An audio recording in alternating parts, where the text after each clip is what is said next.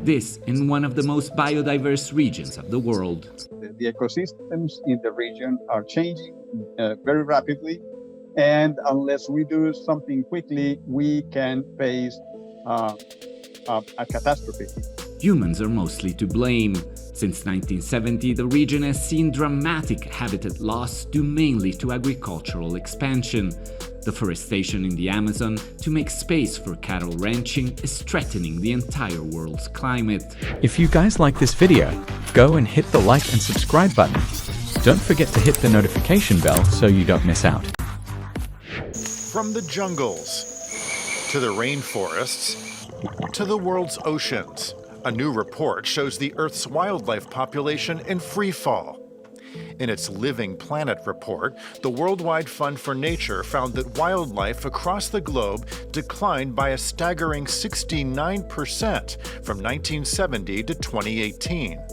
Sadly, is a confirmation that we are losing nature at an alarming and unprecedented rate, because we are beginning to understand that actually a collapse in wildlife populations affects the ecosystems that produce so many services critical to our own survival. Now that hunting season is in full swing, Oklahoma Wildlife is asking for the help of hunters to track the spread of chronic wasting disease found in deer and elk.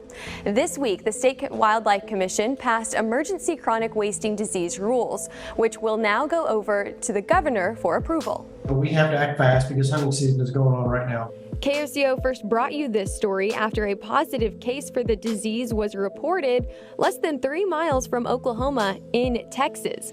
Oh my God! That was really important that these landscapes are protected and maintained free of wall for animals to move their migration corridors.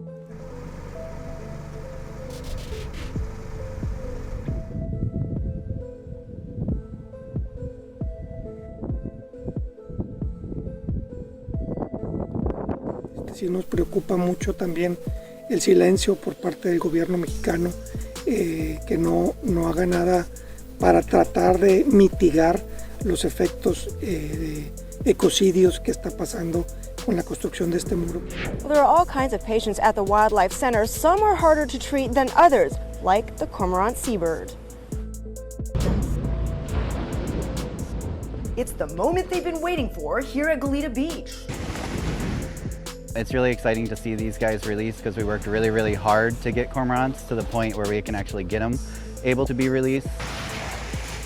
After 2 weeks of treatment, the Santa Barbara Wildlife Care Network team brought the 2 cormorants to full recovery. But they say it wasn't easy by any stretch. And a trespassing call in the Pacimari Valley has led to 50 wildlife charges filed against 5 Southwest Idaho men. The alleged incidents happened during the 2021 pronghorn archery season. An extensive investigation followed. It's a bracket-style competition where anyone can vote online for the bear they think's the biggest. Bears need to get fat to survive. They really balloon in size, doubling their body weight, preparing to hibernate for the winter. Many of the bears come back to Brooks River year after year. The salmon there are a reliable and crucial food source.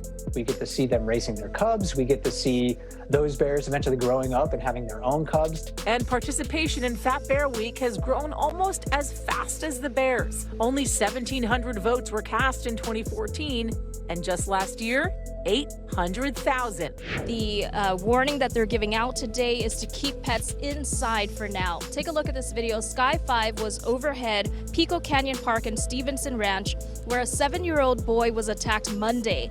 The park is still closed today as wildlife officials continue to search for the aggressive mountain lion. Officials say the 7-year-old boy was walking up a flight of stairs Monday with his father when a mountain lion attacked from behind. His father heard him cry out and ran toward him, and that's when the cougar took off.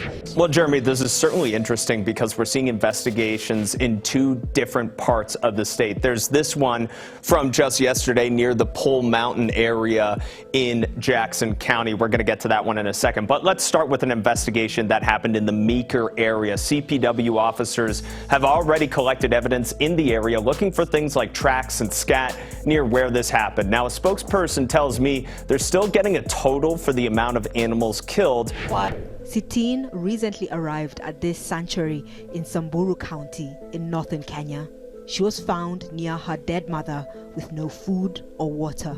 Her caretaker says she is settling into her new home, which she shares with several other orphans. They believe her mother may have starved to death. We are feeding them after every 3 hours, and each and every baby is getting 2 liters per feed. And when you see now, we are buying those milk from the local people, and it's goat milk. And remember also, goats in the community, they need food to eat. The government has announced a new 10-year scheme to achieve its targets and has also listed the grey snake and a small wallaby among 15 new threatened species. By prioritizing 110 species and 20 places from further degradation, Australia's Environment Minister says areas under conservation will rise by 50 million hectares. A review will be carried out in 2027. Officials from the San Diego Zoo have announced that 41 of the turtles have hatched. Why is this a big deal? Well, they've been waiting for this moment for about 2 decades. The Indian narrow-headed soft-shell turtles take close to 10 years to reach sexual maturity. Conservationists from the San Diego Wildlife Alliance had been monitoring 3 adult turtles in their care for 20 years. These South China tigers were born and raised in captivity, far from their natural habitat. The South China tiger is the only tiger subspecies native to China.